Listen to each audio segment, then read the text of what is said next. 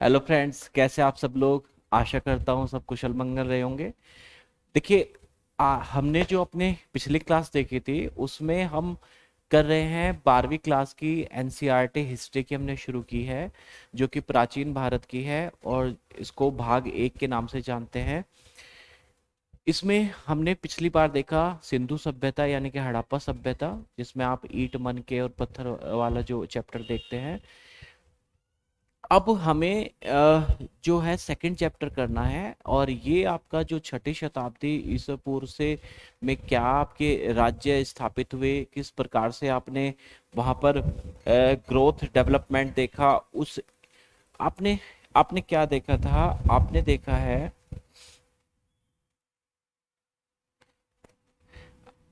ये एक, अगर टाइमलाइन मानी जाए तो आपने 2600 बीसी से लेकर आपने 1900 बीसी तक तो देखा। आपने क्या देखा? हड़प्पा सभ्यता। हड़प्पा सभ्यता। तो लेकिन अब आप देखिए, इन जो आप यहाँ डेवलपमेंट देखते हैं, ये 600 बीसी तक आप जो डेवलपमेंट देखते हैं इन पूरे पूरे काल में, लगभग ये आपका 1500 साल का काल है। डेढ़ सहस्त्राब्दी कह सकते हैं इसको। इसमें भी कुछ परिवर्तन हुए, ये एज इट इज नहीं रहा। आपने यहाँ पर देखा था कि हड़प्पा का पतन हो गया, उसके बाद यहाँ पर क्या क्या चेंजेस आए वो एक बार आप देखेंगे।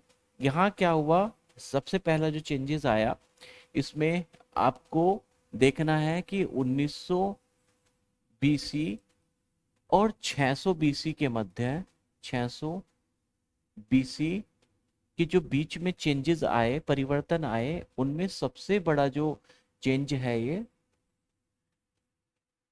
चेंज है, इसमें सबसे बड़ा परिवर्तन है वेदों की रचना।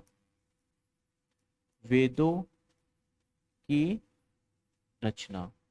और ये मैं आपको बताऊं, सबसे पहले जो आपका वेद रचा गया उसको बोलते हैं हम ऋग्वेद। वो है आपका ऋग्वेद।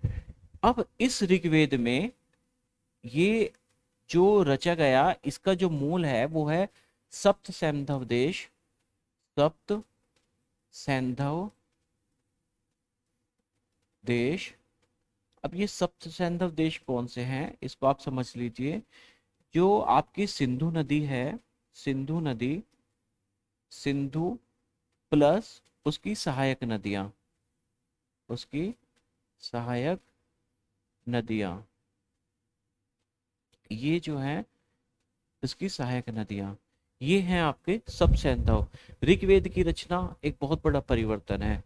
फिर आप यहाँ पर देखेंगे वेदों की रचना हो गया। फिर दूसरा परिवर्तन क्या है? दूसरा परिवर्तन है कि वहां पर क्या हुआ, राज्यों का उद्भव। यहाँ पर आपका जो परिवर्तन है, यहाँ आप क्या देखेंगे, जो नई बस्तियों का, नई बस्तियों का विकास, नई बस्तियों,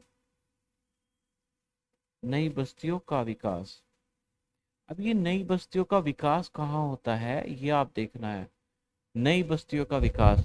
अब नई बस्तियों का विकास से तात्पर्य है कि जो आपका दक्कन वाला एरिया है, या आपका मध्य भारत वाला एरिया है, या आपका उत्तर भारत वाला एरिया है, या कर्नाटक वाला एरिया है, वहां पर बस्तियों के विकास को देखा गया है। अब इसके बाद एक और परिवर्तन आया। आप देखते हैं लोहे का उपयोग, लोहे आयरन का उपयोग। और ये आप कहाँ देखते हैं? ये देखते हैं आप महापाषाण, महापाषाण काल में। और ये महापाषाण काल का मतलब हुआ कि जहां पर आपको देखें आपने कब्रें, कुछ कब्रें मिली थी आपको, दफन करने का एक नया तरीका था, अंतिम संस्कार का एक नया तरीका था जो आपने दक्षिण भारत में देखा। वो महापाषाण वाला जो तरीका था वो ये था कि कब्रों के साथ ही लोहे से बने औजार भी दफनाए दफनाए जाते थे। तो लोहे का जो उपयोग देखा जाता है वो इस समय बहुत बड़ा, अपने आप में जो है बहुत बड़ा चैलेंज है या बहुत बड़ा परिवर्तन है। और इस परिवर्तन को हम जब देखते हैं तो हम देखते हैं क्या कि इसने जो क्या किया, इसने हथियारों को हथियारों को आपने देखा, इसने हथियारों को, हथियार है ना, इसमें औजार, आप इसमें क्या क्या देख सकते हैं, औजार। और इनसे क्या हुआ, इनसे हुई कृषि, इनसे क्या हुआ, कृषि, कृषि में उत्पादन। तो अगर मैं आपको ये बताऊं कि अगर हम लोहे का डेवलपमेंट से देखें कि ये जो विकास होते हैं, इन विकास का क्या फलीभूत होता है, इसके आर्थिक, सामाजिक और राजनीतिक क्या परिवर्तन आते हैं, तो हम देखते हैं कि जो इसमें आर्थिक, आर्थिक, राजनीतिक, राजनीतिक, सामाजिक, सामाजिक, ये जो आप परिवर्तन यानी कि चेंजेस देखते हैं, परिवर्तन जो आप ये चेंजेस देखते हैं, इसमें लोहे से क्या हुआ, इससे कृषि, कृषि उपज, कृषि उपज बढ़ोतरी, कृषि उपज की जो हुई बढ़ोतरी हुई। इससे क्या हुआ, कृषि उपज की बढ़ोतरी से इससे क्या हुआ, राज्य जो कर है, कर, कर किसको मिला, राज्य को। अब राज्य के पास क्या हुआ, बहुत सारा धन हुआ, साथ ही व्यापार हुआ, साथ ही क्या हुआ, व्यापार हुआ। इससे क्या हुआ, नगर बने, व्यापार से क्या हुआ, नगरीकरण हुआ। और नगरीकरण इस समय, याद रखिए, आपने नगरीकरण कब देखा था, पहला सिंधु घाटी की सभ्यता में यानी कि हड़प्पा सभ्यता में। लेकिन ये जब नगरीकरण होता है, नगर बनते हैं, तो ये होता है सेकंड नगरीकरण, द्वितीय। फर्स्ट कौन सा था, फर्स्ट था हड़प्पा सभ्यता में, ये है आपका द्वितीय नगरीकरण। और फिर कर से क्या होगा, जो राज्य को कर मिला, इससे एक सेना बनेगी, बड़ी सेना बनेगी, स्थाई, इसको मैं कह सकता हूं स्थाई और विशाल सेना, स्थाई और विशाल सेना। और इससे बनेंगे फिर साम्राज्य, क्या बनेंगे, साम्राज्य। और साम्राज्य बनेंगे तो फिर इससे आपको क्या मिलेगा, फिर परिवर्तन दिखाई देगा।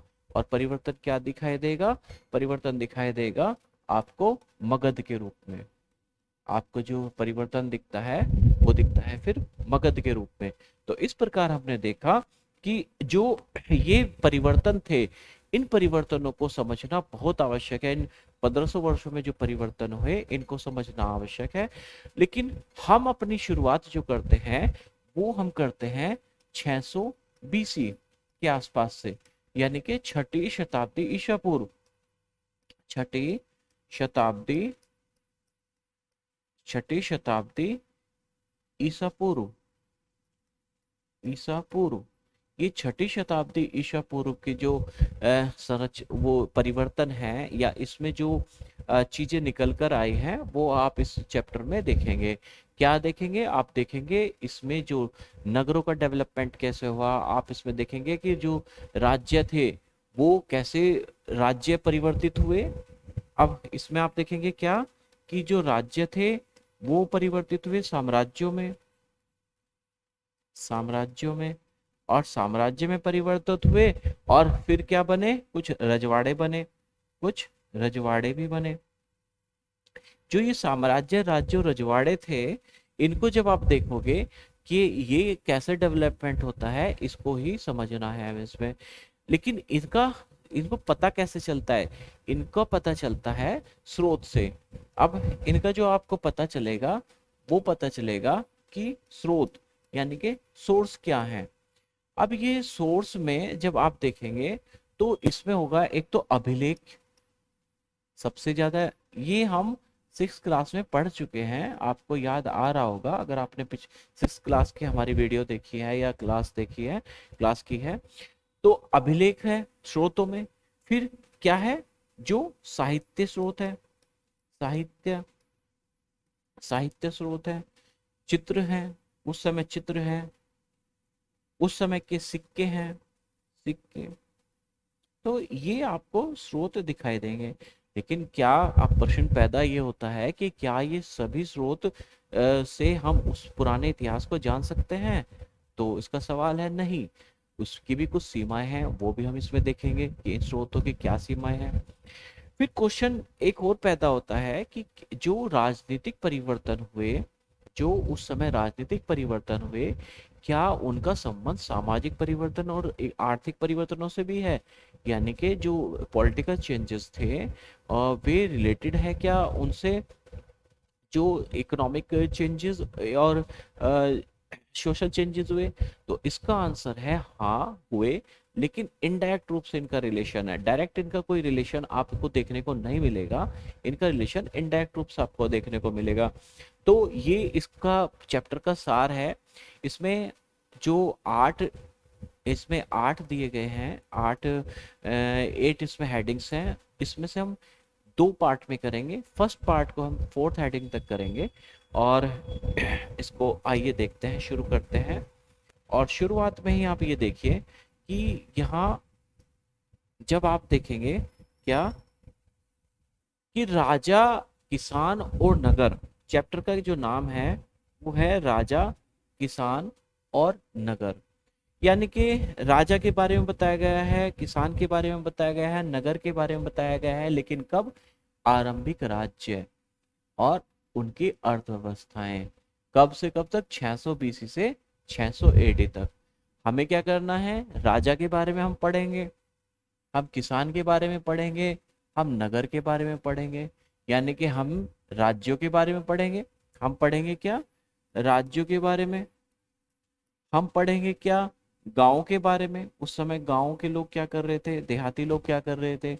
और हम पढ़ेंगे उस समय नगर, नगरों में क्या हो रहा था और व्यापार किस प्रकार से हो रहा था, ये सब हम इसमें देखेंगे। तो अब हम सबसे पहले पढ़ते हैं राज्यों के बारे में। पार्ट 1 में हम राज्यों को ही देखेंगे और नगर और गांव को हम पार्ट 2 में देखेंगे। तो आइए देखते हैं। लेकिन ये सारे के सारे डेवलपमेंट कौन से हैं? ये है 600 बीसी से 600 एडी के बीच के। यानी कि इसके अंदर आपके मौर्योत्तर, इसके अंदर जो कवर होता है आपका,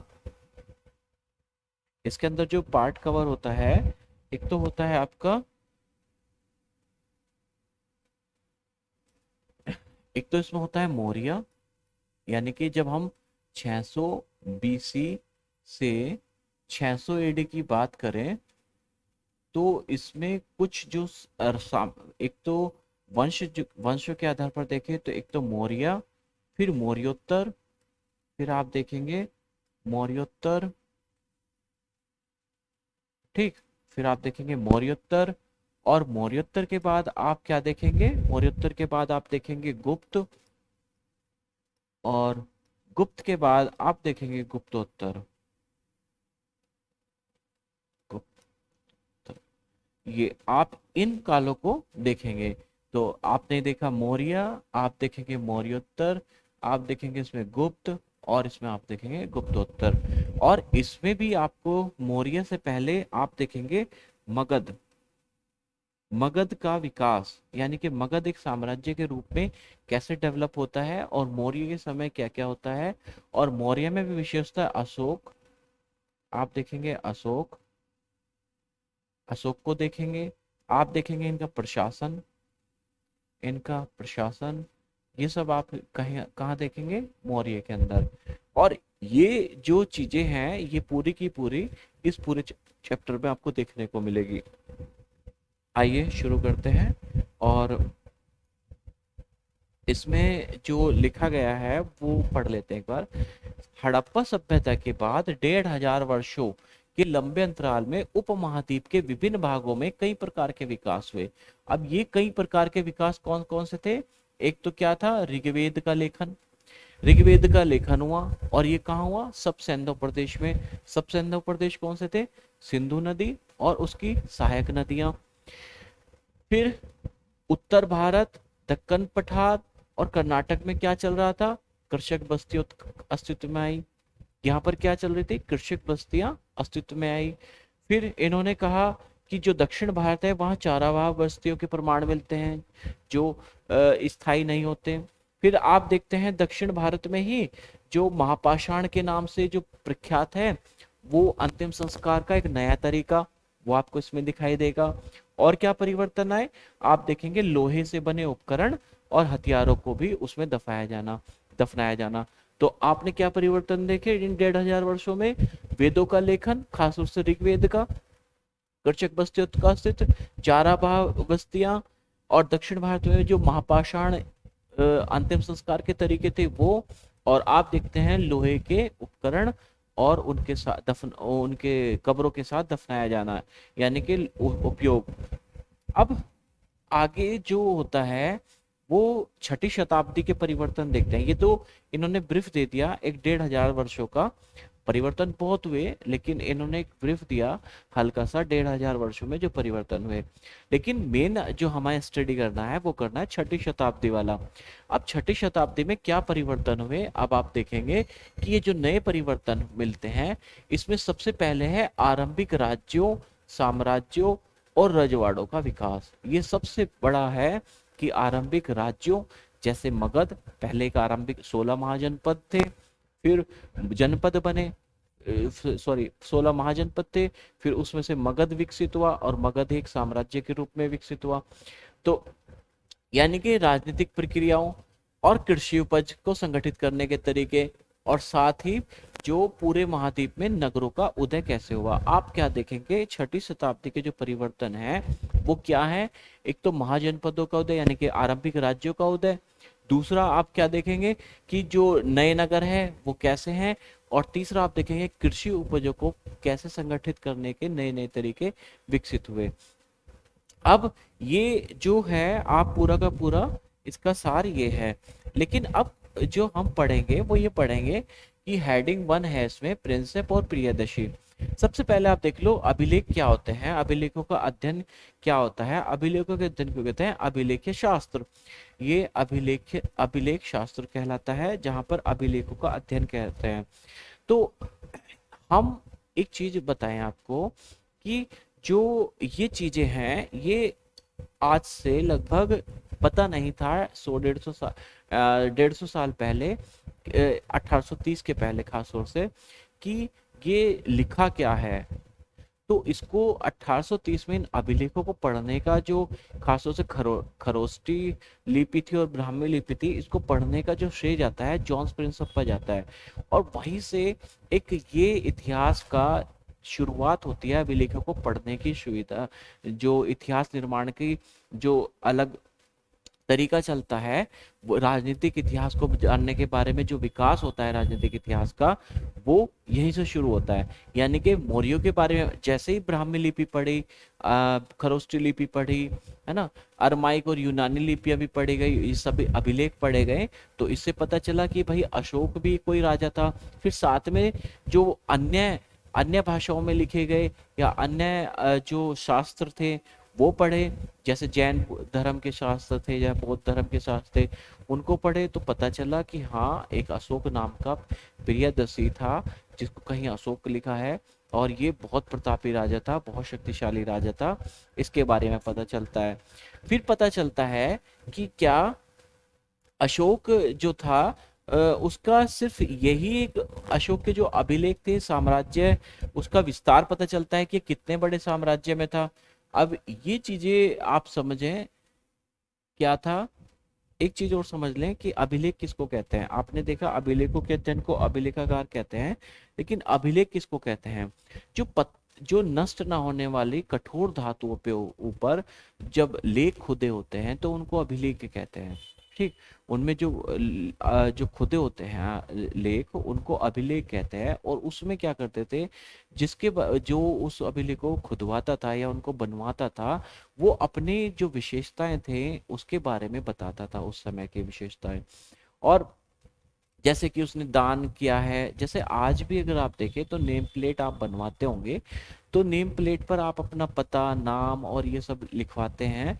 तो उसी प्रकार वे अभिलेख थे, उसमें वो बताते थे, क्या बताते थे, अपनी विशेषताएं बताते थे, कुछ सीख मैसेज देना हो मैसेज देते थे। और वो ऐसा क्यों करते थे कि भाई अभिलेख क्यों बनवाते, जिससे ये लंबे समय तक, क्योंकि ये कठोर धातु या पत्थर के बने होते थे, तो ये लंबे समय तक लोगों के लोगों को लोगों को दिखाई देते रहते थे, वो पढ़ते रहते थे। जैसे कि आप सपोज करो अशोक के अभिलेख आपको अब मिले और आप पढ़ लिया तो आपको पता चल गया कि अशोक क्या कहना चाहता था, मौर्य प्रशासन कैसा चलता था, मौर्यों का समय उस समय कैसा था, ये सब आप देखते हैं। तो अभिलेख किसको कहते हैं? वे जो पत्थर, धातु या मिट्टी के बर्तन जैसी कठोर सतह पर खुदे होते हैं। अभिलेखों में उन लोगों की उपलब्धियां, क्रियाकलाप या विचार लिखे होते हैं जो इन्हें बनवाते हैं। इनमें राजाओं के क्रियाकलाप और महिलाओं और पुरुषों द्वारा धार्मिक संस्थाओं को दिए गए दान का ब्यौरा होता है। राजाओं का क्रियाकलाप होता है और उनके द्वारा जो दान दिए गए हैं उसका ब्यौरा होता है। इस प्रकार से स्थायी प्रमाण होते हैं। कई अभिलेख में इनके निर्माण की तिथि भी खुदी होती है। जिन पर तिथि नहीं मिलती उनका पता कैसे चलता है? उनका पता चलता है उनके पुरालिपि से, यानी कि उनकी लिखावट से, कि वो किस ढंग से लिखे गए हैं और उनमें किस सदी के लिखे गए हैं। जैसे एक उदाहरण है कि 250 ईसा पूर्व ए शब्द को इस प्रकार लिखा जाता था, ठीक। लेकिन जो 200 जो 200 साल का है, 500 साल बाद है उसके, वो कैसे लिखा जाने लगा? वो इस प्रकार से ए लिखा जाने लगा। तो जहां पर भी इस प्रकार से लिखा हुआ ए मिलेगा आप बता देंगे हाँ ये 500 ईस्वी का है, और जहां पर भी इस प्रकार का ए लिखा हुआ होगा तो आप बता देंगे ये 250 बीसी के आसपास का है। तो प्राचीनतम अभिलेख प्राकृत भाषाओं में लिखे जाते थे और इनकी भाषाएं क्या होती थी? इनकी भाषाएं होती थी प्राकृत प्राकृत भाषा। प्राकृत जो आम लोग थे वो प्राकृत ही बोलते थे। और जैसे अजात शत्रु, आप जो लिखेंगे वो लिखेंगे अजात शत्रु, अजात शत्रु। लेकिन जब आप प्राकृत में लिखेंगे तो अजात शत्रु। ऐसे ही अशोक, आप जब लिखेंगे तो अशोक लिखेंगे आप, अशोक। ये हिंदी में आपने लिखा अशोक, लेकिन प्राकृत में आप क्या लिखेंगे? अशोक, छोटा सा है। जैसे शासकों के नाम प्राकृत भाषा में लिखे हैं क्योंकि यह नाम प्राकृत अभिलेखों से प्राप्त हुए हैं। आपको यहाँ तमिल, पाली और संस्कृत जैसी भाषाओं के शब्द भी मिलेंगे। तमिल, पाली और संस्कृत भाषाओं के शब्द भी आपको यहाँ पर मिलेंगे। और क्योंकि इन भाषाओं में भी अभिलेख मिलते हैं तो संभव है कि लोग अन्य भाषाएं भी बोलते थे लेकिन उनका उपयोग लेखन कार्य में नहीं किया गया था। तो आप समझ गए अभिलेख क्या होते थे? अभिलेख लिखे जाते थे।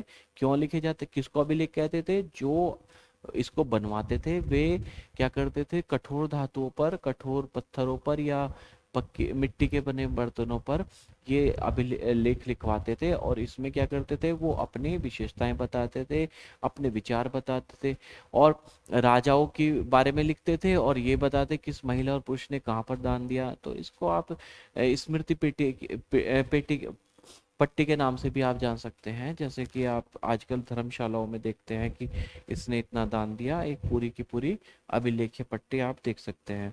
फिर आप देखते हैं कि यहाँ पर ये जो थे अशोक वाला, अब यहाँ परिवर्तन क्या था? चलो भाई ये भी मिल गया अशोक का। अब क्या हुआ, जैसे ही इनको ये सब चीजें मिली तो यहाँ पर जो भारतीय विद्वान थे या यूरोपियन विद्वान थे, इन लोगों ने राजनीतिक इतिहास को पुनर्संरचना की।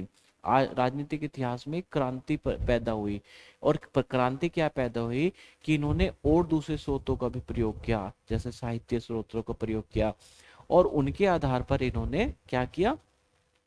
राजनीतिक इतिहास और राजाओं की वंशावली को पुनर्संरचना की, उनको रिस्ट्रक्चर किया और पूरी की पूरी वंशावली बनाई। और 20वीं सदी के आरंभ तक उस समय पूरी राजनीतिक इतिहास का क्या है? एक रूप चित्र, रेखा चित्र तैयार कर लिया, ठीक है, ड्राफ्ट कर लिया। अब इसमें जो ये सब चीज आप देखेंगे, फिर आप देखेंगे क्या कि प्रारंभिक राज्य, ये इन्होंने जो आरंभिक या प्रारंभिक राज्य देखे, ये देखते हैं 16 महाजनपद। अब मैं चित्र में दिखाऊंगा और उसमें मैप में दिखाऊंगा ये 16 महाजनपद क्या है। आप देखें इन 16 महाजनपदों को देखें। सबसे पहले मैप में, इसमें जो मैप दिया है ये है आपके 16 महाजनपद। अब 16 महाजनपद में आप देख रहे हैं क्या कि आप देख रहे हैं कंबोज को, आप देख रहे हैं गांधार को, आप देख रहे हैं तक्षशिला, आपको, ठीक है। आप कुरु देख रहे हैं, पंचाल देख रहे हैं, शूरसेन, मत्स्य, वत्स, काशी, कौशल, मल, बज्जी संग, मगध, बंग या अंग, अंग, चेदी, अवंती। ये तो हो गए ये जनपद, महाजनपद, और ये इनकी राजधानियां हैं। जैसे अवंती की है उज्जैनी। ये आते हैं क्वेश्चन, और ये प्री में बहुत इंपॉर्टेंट है, इनके मैचिंग के लिए बहुत ज़्यादा पूछा जाता है। अब जैसे गंधार है पुष्कलावती। अब ये पुष्कलावती कौन सा है? पुष्कलावती जो है आपका ये है जो आपका ये है ना, बायमा ये जो एरिया है मजार शरीफ वाला, है ना, काबुल के आसपास वाला, ये सब है पुष्करती और ये पेशावर वाला, ये तक्षशिला हो गया, है ना। फिर इंद्रप्रस्थ हो गया कुरुओं का, इंद्रप्रस्थ अहिछत्र हो गया पांचालों का, कौशल की श्रावस्ती, काशी का, है ना, काशी की वाराणसी, कौशाम्बी का वत्स हो गया, वत्स का सॉरी कौशाम्बी, मगध का हो गया राजगीर, वज्जी का हो गया वैशाली, मल का हो गया कुशीनगर, अंग का है चंपा। तो आप ये देखेंगे, और अवंती का हो उज्जैनी। तो आप ये देखेंगे क्या कि इनके 16 महाजनपद और इनकी राजधानियां। अब क्वेश्चन ये मैप बहुत इंपॉर्टेंट है, इसको आप देख लीजिए, आरंभिक राज्य और उनकी राजधानियां, ये आपका मानचित्र नंबर 1 है। अब आप ये देखिए कि सबसे ज्यादा है कहाँ पर, इस एरिया में है। और ये कौन सा एरिया है? ये वह एरिया है जो गंगा के तट का एरिया है, और ये गंगा का तट का एरिया है। और यहाँ पर सबसे ज्यादा 16 महाजनपद है। यानी कि यहाँ पर नगरों की जो आप देख सकते हैं कि क्या, कि आपने पहला नगरीकरण देखा था इस एरिया में, सिंधु वाले एरिया में, लेकिन द्वितीय नगरीकरण आप यहाँ देख रहे हैं। क्यों देख रहे हैं? लोहे का विकास।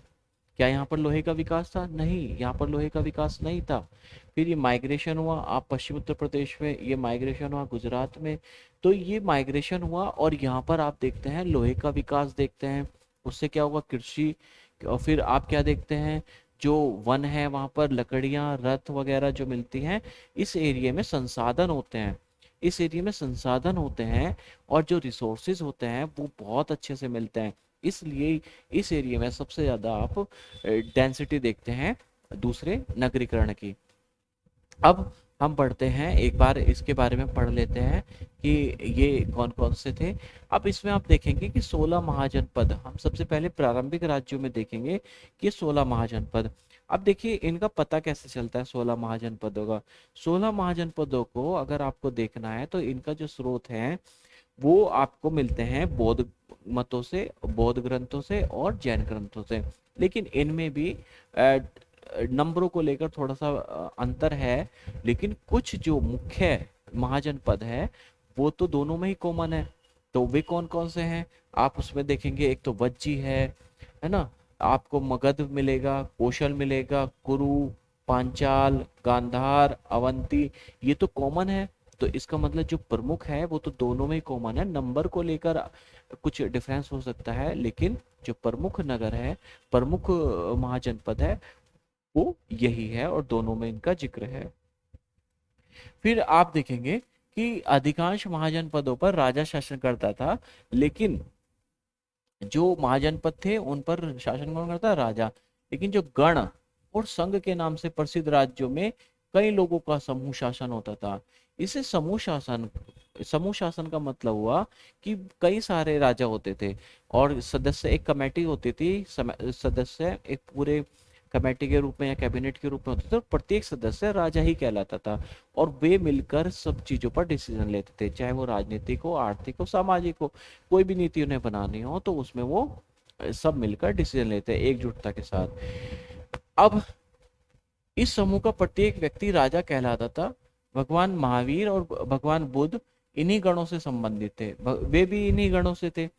वज्जी संघ की ही भांति कुछ राज्यों में भूमि सहित अनेक आर्थिक स्रोतों पर राजा गण सामूहिक नियंत्रण रखते थे, जैसे वज्जी संघ है। आप अब इसको देखेंगे, वत्स को सॉरी वत्स यानी कौशल को देखेंगे, तो यहाँ पर आपको क्या दिखाई देगा? सब जगह गण वाले दिखाई देंगे। यद्यपि स्रोतों के अभाव में इन राज्यों के इनके इतिहास के बारे में कुछ ज्यादा जानकारी नहीं है, लेकिन ये लगभग 1000 वर्षों तक ये चलते रहे। आप 600 के बाद गुप्तों में भी आप देख सकते हैं। मौर्य में तो आप देख ही रहे हैं, इनको आप गुप्तों में भी देखें, मौर्यों से पहले भी आप देख रहे हैं। जब मगध का विकास हो रहा है तब भी आप इनको देखते हैं, जब गुप्त हैं तब भी आप इनको देखते हैं। यानी कि इनका जो स्वरूप है वो चिरस्थायी है। राज्य तो बदलते रहे, राजा बदलते रहे, वंश बदलते रहे, लेकिन ये जो गण थे और संघ थे, ये 1000 वर्षों तक आप इनको एज इट इज देखते रहेंगे। अब क्या है, प्रत्येक महाजनपद की एक राजधानी भी होती थी। जैसे मगध की राजधानी राजगिरी थी, है ना। अवंती की राजधानी, सॉरी, ये उज्जैनी थी अवंती की राजधानी। तो इस प्रकार, और ये राजधानी किले बंद होते थे, किले बंद होते थे, यानी कि पूरी तरीके से फोर्टिफाइड होते थे। और इन ये रखरखाव और प्रारंभिक सेनाओं, रखरखाव और प्रारंभिक सेनाओं और नौकरशाही के लिए भारी आर्थिक स्रोत की आवश्यकता होती थी। अब चूंकि किले हैं, देखो ओलिगार्की, ओलिगार्की समूह शासन को कहते हैं, जो कि आपने बच्ची में देखा, गणों के शासन को देखा, ये ओलिगार्की है इसका नाम। अब मैं ये बात रहा था कि हाँ, जब उसका किलेबंदी हुई, राजधानी बनी, तो राजधानी की किलेबंदी हुई, उसकी सुरक्षा भी चाहिए, उसकी सुरक्षा चाहिए, उस पर प्रशासन भी चाहिए, प्रशासन के लिए नौकरशाही भी चाहिए। तो ये सारी की सारी चीजों के लिए क्या चाहिए, इकोनॉमिक स्रोत चाहिए। अब इकोनॉमिक सोर्सेज चाहिए, इकोनॉमिक सोर्सेज आपको याद होगा तो पहले क्या होता था, पहले जब वैदिक काल में आप देखते हैं कि राजा उपहार पर डिपेंड करता था, लेकिन फिर उसके बाद वो टैक्स लगाने लगा, तो उसका आर्थिक स्रोत क्या बना, टैक्स, और टैक्स बना, और ये आर्थिक स्रोत बने उसके कर। लगभग 6ठी शताब्दी से पूर्व में से संस्कृत में ब्राह्मणों ने धर्मशास्त्र नामक ग्रंथों की भी रचना शुरू कर दी। अब इसमें धर्मशास्त्रों की भी रचना शुरू हो गई 6ठी शताब्दी से। बौद्ध मत के बौद्ध ग्रंथ भी शुरू हुए, जैन ग्रंथ भी शुरू हुए, और जो ब्राह्मण धर्म से के ग्रंथ हैं उनकी भी रचना शुरू हुई। इनमें शासक सहित अन्य के लिए नियमों का निर्धारण किया गया। इसमें सारे के सारे नियम बनाए गए, और यह उपेक्षा की जाती थी कि शासक क्षत्रिय वर्ण से ही होंगे। ठीक है। शासकों का काम किसानों, व्यापारियों और शिल्पकारों से कर और भेंट वसूल करना होता था। अब ये इकोनॉमिक स्रोत कहाँ से आ रहे हैं, कहाँ से आ रहे हैं, टैक्स ले रहे हैं, किन से, किसानों से, व्यापारियों से और शिल्पकारों से। अब ये टैक्स ही तो इनका इकोनॉमिक सोर्स होगा, और इकोनॉमिक सोर्स होगा तो इससे क्या होगा, उनकी सुरक्षा बढ़ेगी, किलाबंदी होगी, और अपने राज्य का विस्तार कर सकते हैं, बड़ी सेना बना सकते हैं। और जो वनवासी और चारावाद थे, क्या वो भी कुछ देते थे। इससे ज्ञात होता है कि संपत्ति जुटाने का एक वैध उपाय ये भी था कि पड़ोसी पर आक्रमण करके धन को इकट्ठा करना। टैक्स लगाते थे, टैक्स लगाकर तो इकोनॉमिक सोर्स कर रहे थे, लेकिन वो पड़ोसी राज्यों से भी धन इकट्ठा कर रहे थे। दूसरा ये हुआ। धीरे धीरे कुछ राज्यों ने अपनी स्थायी सेना बना ली, और जब उनको क्या हुआ, उनका आर्थिक स्रोत बढ़ गया, तो उन्होंने क्या किया, स्थायी सेना बना ली, और एक पूरा ब्यूरोक्रेसी तैयार हो गया। और जो राज्य अब भी सहायक सेना पर निर्भर थे, उन्हें प्राय कृषक वर्ग से नियुक्त किया था। कुछ राज्य ऐसे थे जिन्होंने अपने आप को साम्राज्य की ओर बढ़ना शुरू कर दिया, अपनी स्थायी सेना बना ली। लेकिन अभी भी कुछ राज्य ऐसे थे जो अस्थायी सेना, यानी कि जब जरूरत पड़ी किसानों को भर्ती कर लिया, और जरूरत पड़ी, टाइम पड़ा तो किसान ही सेना बन गई, और जब युद्ध नहीं है तो वही सेना किसानों का काम करती थी, यानी कि जय जवान जय किसान वाली नीति। अब आगे क्या हुआ, आगे है 16 महाजनपद में प्रथम मगध। अब मगध के बारे में देखें, मगध को हम सबसे पहले देखते हैं इसकी लोकेशन क्या है। मगध की लोकेशन देखने के लिए हमें एक बार फिर उसी मैप पे जाना पड़ेगा। आप मगध की लोकेशन देखिए, मगध की लोकेशन बड़ी गजीब है। क्या है, बहुत सही है। इसमें क्या है कि आप देखेंगे कि जो आपकी गंगा नदी है, ये आपकी गंगा नदी है, ये गंगा नदी है, ठीक। फिर इधर से आपकी सोन नदी भी जा रही है, सोन नदी है। तो एक तो ये बहुत ही ज्यादा उपजाऊ क्षेत्र है, नदियों का क्षेत्र है, उपजाऊ क्षेत्र है। यहाँ पर जो झारखंड वाला एरिया है, ये झारखंड वाला एरिया, यहाँ पर बहुत ही ज्यादा लोहे की खदान मिलती है। फिर इस एरिया में वन भी बहुत ज्यादा है, वन बहुत ज्यादा है इस एरिया में। तो हाथी को भी वनों से पकड़ पकड़ के लाते थे, वनों की लकड़ियों से रथ बनाते थे, महल बनाते थे, है ना, अपने संसाधनों को पूरा करते थे, लोहे से हथियार बनाते थे, है ना, उत्तम कोटि के हथियार बनाते थे। फिर क्या करते थे, फिर युद्ध करते थे या कृषि करते थे, कृषि का उत्पादन अधिक होता था। साथ में धान की रोपाई भी बहुत, धान की रोपाई के कारण यहाँ पर खाद्यान्न भी बहुत ज्यादा मात्रा में होना शुरू हो गया। और जब खाद्यान्न उत्पन्न ज्यादा होना शुरू हो गया तो इन्होंने कर भी ज्यादा प्राप्त किया, व्यापार बढ़ा, उससे नगरों का विकास हुआ, उससे टैक्सेस इन्हें मिला, ये स्थायी परमानेंट जो सेना थी वो उसका भरण पोषण करने लगे और फिर अपने साम्राज्य को बढ़ाना शुरू कर दिया, राज्य को। तो ये मगध की लोकेशन आपने देखी। अब फिर चलते हैं हम वहीं पर जहाँ से शुरू किया था। क्या है इसमें, क्या है कि जो चौथी शताब्दी ईसा पूर्व है, छठी से चौथी शताब्दी से मगध सबसे शक्तिशाली महाजनपद बन गया। देखिए थे तो 16, 16 में सबसे ज्यादा जो इम्पोर्टेंट बना, जो सबसे ज्यादा शक्तिशाली निकला वो था मगध। और मगध में ये रिसोर्सेज तो थे ही साथ में, लेकिन जो जैन ग्रंथ है और बौद्ध ग्रंथ है वे ये भी दावा करते हैं कि इन रिसोर्सेज को उपयोग करने वाले जो उसके महत्वाकांक्षी राजा थे उनका भी बहुत बड़ा रोल था इसको साम्राज्य बनाने में। चाहे वो अजातशत्रु हो, चाहे वो बिंबिसार हो, है ना, चाहे वो महापद्मनंद हो, इनकी जो महत्वाकांक्षाएं थी वे उच्च थी। और ये एनी हाउ उसको अपनी जो साम्राज्य को बढ़ाना चाहते थे, तो इन्होंने बहुत से काम भी किए। अब क्या था, उसके कुछ आधुनिक इतिहासकार इसके कारण भी बताते हैं कि भाई ये शक्तिशाली क्यों हुए। सबसे पहले तो था खेती की उपज की खास तौर पर अच्छी होती थी, खेती बहुत अच्छी होती थी। दूसरा लोहे की खदानें बहुत ज्यादा थी, है ना, जिससे उपकरण हथियार बने, ऐसे जंगली क्षेत्रों में हाथी उपलब्ध होते थे, है ना। तीसरा फिर क्या था, उपनदियां जो थी उनसे आवागमन सस्ता और सुलभ होता था, यानी कि उनका ट्रांसपोर्टेशन नदियों के द्वारा होता था, तो वो सस्ता होता था और आसान होता था रस्तों की अपेक्षा। फिर ये इन्होंने कारण बताए आज के इतिहासकारों ने कि भाई उनके पास ये रिसोर्सेज थे। लेकिन कुछ जो जैन है और बौद्ध लेखक हैं वे बताते हैं कि इनमें शासकों की भी, विभिन्न शासकों की भूमिका थी, चाहे उसमें बिंबिसार हो, अजातशत्रु हो, महापद्मनंद हो। इनके जो महत्वाकांक्षी शासक थे ये, इनकी जो नीतियां थी, इनके मंत्री उनकी नीतियों को लागू करते थे, उससे भी ये आप देख सकते हैं कि मगध का विकास होता है। अब प्रारंभ में जो राजगृह है, राजागृह है यानी कि राजाओं का घर, उसको आप देखें कि वो क्या था, मगध की राजधानी थी। सबसे पहले कौन सी थी, राजगृह। इसको राजगाह भी कहा, ये पाली भाषा में लिखा है। और इसको राजगीर का प्राकृत नाम है ये, मगध की राजधानी थी। और इस शब्द का मतलब होता है राजाओं का घर। अब ये पहाड़ियों के बीच में बसा था, इसकी जो लोकेशन थी वो बहुत ही स्ट्रेटेजिक रूप से बहुत ही ज्यादा इंपॉर्टेंट थी, क्योंकि पहाड़ियों के बीच में बसा था। और चौथी शताब्दी ईसा पूर्व में पाटलिपुत्र को राजधानी के रूप में बदल दिया, जो आजकल आज का पटना है, और जिसकी गंगा के रास्ते आवागमन के मार्ग पर बहुत महत्वपूर्ण अवस्थित थी। तो नदियों के द्वारा जो ट्रांसपोर्टेशन होता था उसमें गंगा बहुत महत्वपूर्ण थी, क्योंकि आपने देखा कि जो गंगा है उसी के किनारे अधिकतर नगर बसे हैं, तो व्यापार भी उन्हीं में रहा होगा, तो नदियों के द्वारा व्यापार रहा होगा। और सबसे ज्यादा मगध का नियंत्रण था किस पर, गंगा से होने वाले ट्रांसपोर्ट पर। ठीक है, तो इस आधार पर आप देखें कि जो मगध था, मगध प्राइम लोग अपनी स्ट्रेटेजिक पोजीशन के कारण भी रहा और साथ में राजाओं का भी बहुत बड़ा रोल रहा।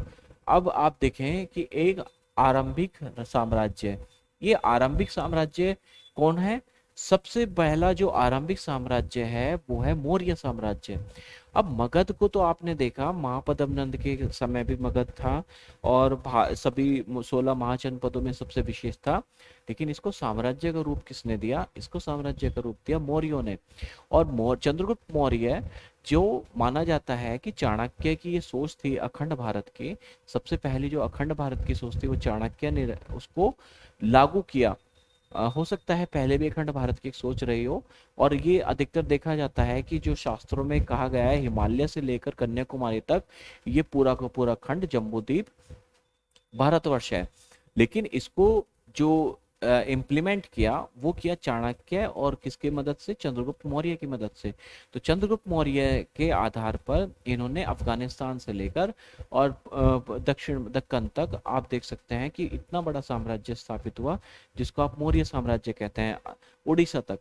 तो ये चंद्रगुप्त का ये चंद्रगुप्त का एक साम्राज्य था और यहीं से नींव पड़ती है मौर्य साम्राज्य की। और मौर्य साम्राज्य जब ये राज्य एक राज्य था, महाजनपद था, तब आप देखते हैं कि इनकी जरूरतें उस हिसाब से थी, लेकिन अब ये फैल गया तो इनकी जरूरतें अलग अलग होंगी, क्योंकि ये उत्तर पश्चिम में अफगानिस्तान, वहाँ की जरूरतें अलग होगी, उड़ीसा वहाँ की जरूरतें अलग होगी जो तटीय क्षेत्र है, दक्कन वहाँ की जरूरतें अलग होगी, कर्नाटक की जरूरतें अलग होगी, बंगाल बिहार की जरूरतें अलग होंगी। तो इस आधार पर इनको अपने पूरे के पूरे साम्राज्य में डाइवर्सिफिकेशन भी करना पड़ा। सेंट्रलाइजेशन ऑफ एडमिनिस्ट्रेशन तो इनके साम्राज्य में हुआ, लेकिन इन्होंने उसका डाइवर्सिफिकेशन भी किया, जिस जगह के लिए पर्टिकुलर जो चीज चाहिए वो इन्होंने उसको दी। अब इन्होंने कहा कि मगध के विकास के साथ साथ मौर्य साम्राज्य का उदय हुआ। मौर्य साम्राज्य के संस्थापक थे चंद्रगुप्त मौर्य और ये इनका टाइम पीरियड है लगभग 321 ईसा पूर्व। इन्होंने का जो शासन था वो पश्चिमोत्तर में अफगानिस्तान और बलूचिस्तान तक फैला था। इनके पुत्र थे अशोक, जिन्हें आरंभिक भारत का सुप्रसिद्ध शासक माना जाता है। और कलिंग पर अशोक ने, चंद्रगुप्त मौर्य ने उड़ीसा कलिंग पर विजय प्राप्त नहीं की थी, कलिंग पर विजय प्राप्त की थी किसने, अशोक ने। और अशोक तक मगध का जो विस्तार है वो शुरू होता है बिंबिसार से और कहाँ तक चलता है, ये चलता है अशोक तक। यानी कि जो मगध एक राज्य था, महाजनपद था, वो एक साम्राज्य के रूप में परिवर्तित हुआ और वो सबसे पहला साम्राज्य कौन था, मौर्य साम्राज्य। ठीक है। अब मौर्य वंश के बारे में जो जानकारी प्राप्त होती है उसके सोर्स क्या हैं मौर्य साम्राज्य के, हमें पता कैसे चलता है मौर्य साम्राज्य के स्रोतों के बारे में। अब सबसे पहले तो हम एक बार जान लेते हैं कि भाषा और लिपियों में क्या अंतर होता है। जो अशोक की जो भाषाएं हैं वो तो पाली भाषा है, प्राकृत भाषा है और संस्कृत भाषा है, लेकिन जो लिपियां हैं वो स्थान के आधार पर अलग अलग भी हैं। जैसे पश्चिमोत्तर क्षेत्र में जो अभिलेख मिले हैं वो अरमाइक और यूनानी भाषा में मिले हैं। प्राकृत के जो अधिकांश अभिलेख ब्राह्मी लिपि में मिले हैं। ठीक। और जबकि पश्चिमोत्तर के जो है वो खरोष्टी लिपि में मिले हैं। तो ये तो हो गए अरमाइक और यूनानी खरोष्टी लिपि में, और जो आपके प्राकृत हैं वो है आपकी ब्राह्मी लिपि में। अरमाइक और यूनानी लिपियों का प्रयोग अफगानिस्तान में मिले अभिलेखों में किया गया है। ठीक है, अरमाइक और खरोष्टी का।